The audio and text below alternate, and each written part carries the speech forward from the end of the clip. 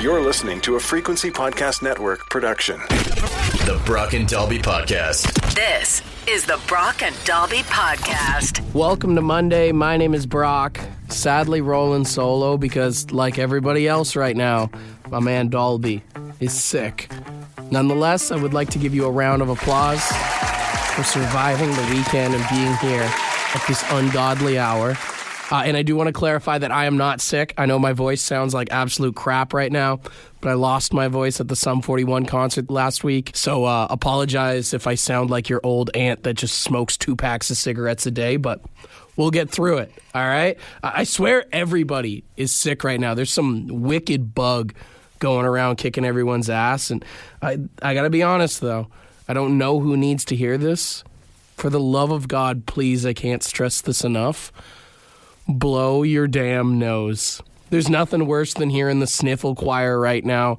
I was hanging out with a buddy this weekend, and it felt like I was hanging out with Tony Montana, just every 3 seconds. I feel like that could be a new form of torture they could use at Guantanamo Bay. Like, instead of waterboarding, they just leave you with a 9-year-old with a snotty nose just to... Oh, that sound just drives me absolutely insane. I'm going to say this right now. I don't know if we can make it like a bylaw or whatever, but we need to make a new rule. I say you get 2 sniffs, and then it's mandatory that you have to blow your nose. The Brock and Dalby Podcast. I don't know who texted it in, but screw the person who texted it in and said I sound like that lady from Monsters, Inc. Good morning, Roz, my succulent little garden snail. And who would we be scaring today? Wazowski, you didn't file your paperwork last night. Oh, that darn paperwork. Wouldn't it be easier if it all just blew away? Don't let it happen again. Well played. Well played. I will say the Sum 41 show was awesome, by the way. If you can sneak out of town this week for the show tomorrow or Thursday, I know it's last minute, but it's totally worth it, especially because they're dropping ticket prices. I know it was like $240 for like pit tickets. I was looking at the show in Ottawa on Friday. They dropped them down to $90. Even for the one tomorrow in Toronto, they've dropped the tickets down. There's some tickets going for like $50. So if you can get out of town, it's worth it. Wicked show. They got Gob opening up. Pop, if you've never heard of them, amazing band. And then Sum 41 put on a ripper of a show. I am interested to see if for these like final 2 shows, if the old drummer Steve-O does make an appearance. But I'll say this, solid set list. They only played 2 new songs from their new album, which is great for, a send-off tour. Everything you'd want to hear. Personally, I was in the pit right at the front the whole time. I ended up catching the bass player Cone's pick as well. Felt like a great send-off, but still doesn't feel real. I mean, I know we talked about it last week. I'll be surprised if Sum 41 never gets back together because, I mean, almost no band these days stays retired or broken up. I mean, hell, even Oasis got back together. Although, I will say, there is one positive of Sum 41 calling it quits, and that does mean we may be getting new music from Gob finally because Tom Thacker won't be busy with Sum 41. The Brock and Dalby Podcast. Can Mahomes do it? Got the P-Ryan. P-Ryan makes the move around Bernard, and that will clinch it.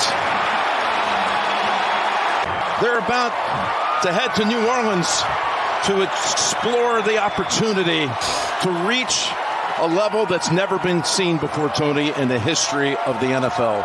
A chance at 3 consecutive Super Bowl titles. Man, if you're a Buffalo Bills fan, my heart goes out to you this morning. That was a tough game to watch. As someone who also cheers for a team that always breaks their heart, I get it, man. I get it. But who are we rooting for in the Super Bowl? We got the Chiefs and the Eagles. I'm pretty sure like 99.9% of sports fans are hoping the Eagles are able to pull through here, which is ironic because the Eagles do have one of the worst fan bases of all time. But I think Chiefs fans are slowly taking over. I mean, I know the Eagles have thrown snowballs at Santa Claus and the fans, they get into fights and all this kind of crap, but these Chiefs fans, you guys are what Patriots fans were like 5 years ago. I think the Chiefs might be the most hated team in all of sports right now. Not only the fact of the winning over the years, I mean, the Taylor Swift thing did not help as well, seeing her like every 30 seconds on TV, but I do think the consecutive wins in doing this three-peat, nobody wants to see that other than Chiefs fans. I mean, it gets old quick. It's funny because even, I'm talking about the Patriots a second ago. A few years ago, everyone was rooting for the Chiefs to take down Brady and the Patriots.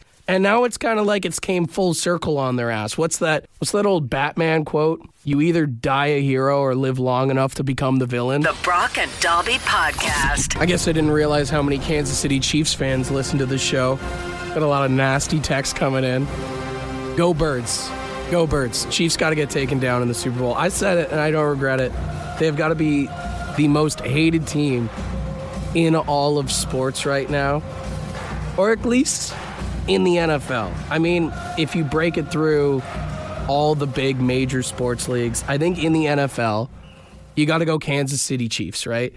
Major League Baseball, I want to say the Dodgers just because, they're getting all the good players right now, but I think it's always and forever going to be the New York Yankees. You're either a fan or an absolute hater. I mean, 40 World Series appearances, a bunch of division titles, 27 World Series titles in general. I mean, just all the players that have played for there. You either love the pinstripes or you absolutely despise it. The NBA, I mean, I'm not the biggest basketball guy, but I think it's kind of the same thing with the Chiefs, the Golden State Warriors. They kept winning. I mean, basketball was so boring for a while. It was basically like what the Cavs and the Golden State Warriors, back-to-back for years and years there. The Canadian Football League, I mean, I know not everyone's a big CFL fan, but I think you got to put the Winnipeg Blue Bombers in there as the most hated team. Maybe I'm just saying that because I lived in Saskatchewan way too long, but the big one here, in the National Hockey League, who would you say is the most hated team? I want to say it's Montreal or Boston. But even as a Leafs fan, I can admit, I think it's got to be the Leafs. Everybody hates the Leafs. When that Zamboni driver went in goalie against us and won, the whole world cheered. Even in general, every time a Canadian team somehow slips into the Stanley Cup Finals, everyone always does that lame thing where they're like, oh, we need to root for Canada's team. That would never happen for the Leafs. I guarantee that would never happen. Everybody hates the Leafs, although nobody hates the Leafs more than a Leafs fan does. This is the Brock and Dalby Podcast. Hello out there. We're on the... Did something I haven't done in a while. Tonight. Went for a rip on the ODR this weekend. There's so many great outdoor rinks here in town. I'd like to give a big round of applause to everyone who helps manage those things. Throughout the winter, you're the real MVP. But can we talk about the unwritten rules of the ODR? Because when I was out there with my buddies, I will say there were some guys out there that I don't think they knew the rules. I mean, can we all agree that you don't give 100% out there, right? No big wind-up shots either. You try and keep the puck waist level, at least, right? I was going in front of the net to go scoop my puck out. Buddy just wires one right at me. Next rule. If somebody's getting their puck out of the net, don't shoot, right? As well as somebody's shooting, don't step in the way. Don't be a dumbass. I think also we got to say you got to leave the ODR with the same amount of pucks as you came with. Caught this one guy trying to take a few of ours. I mean, hey, if you lost all your pucks in the snow, that's on you. It's not a take a penny, leave a penny situation, right? And then final rule of the ODR, don't brag about the level of hockey you play. I get it. You had a little stint of junior C back in the day. Nobody cares, bud. The Brock and Dalby Podcast. The Brock and Dalby Podcast. Did you know Trudeau released a song? Not Justin, but his son Xavier. I guess he's trying to be a rapper. Online, he posted a little promo clip of his song called Till the Night's Gone.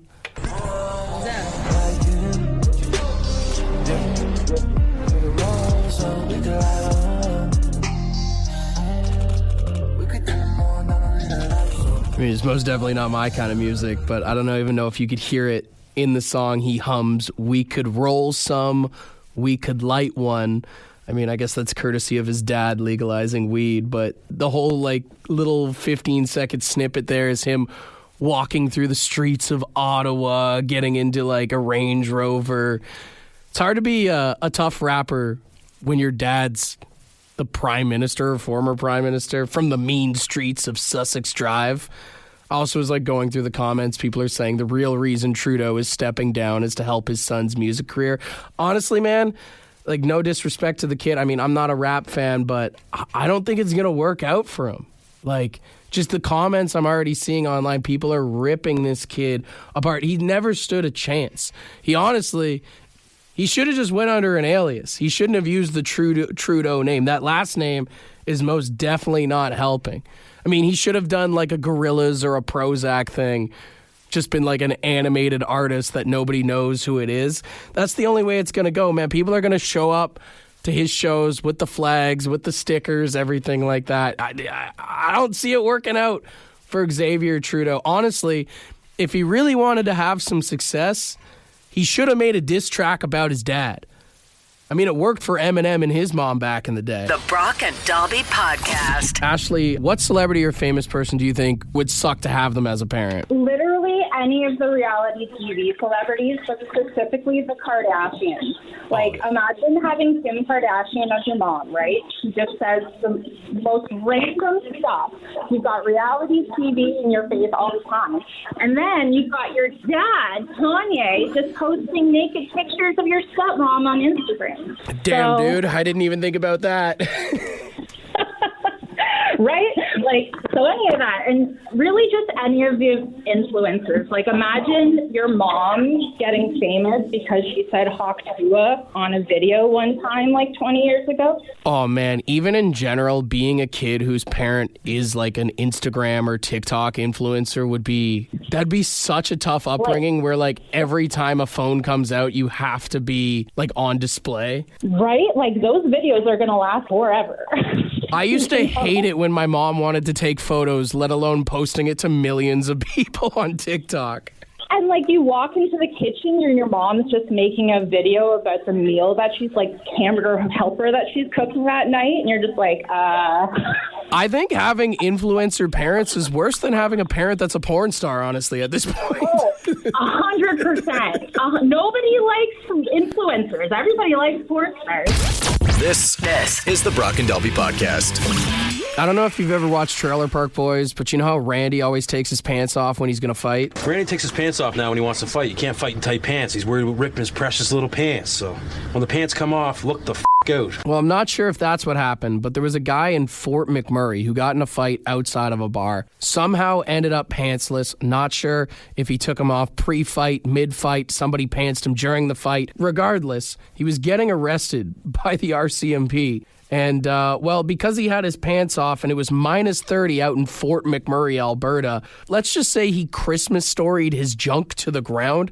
Yeah, it literally froze. This is awesome entertainment. I know. There's like 1, 2, 3, 4 cops, a few security guards trying to pry this guy off of the ground, and it's just stuck. You can tell that they tried to pour warm water or something. That clearly did not work. The one cop is literally like wheelbarrowing his legs off the ground. It's a sight to see for sure.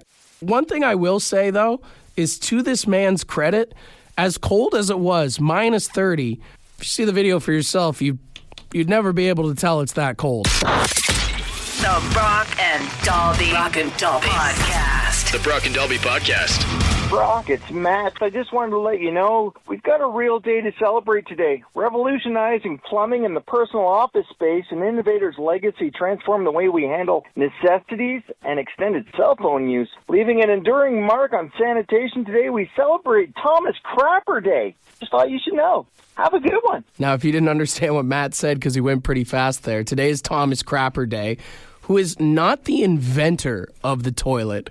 That's a guy named John Harrington, I believe.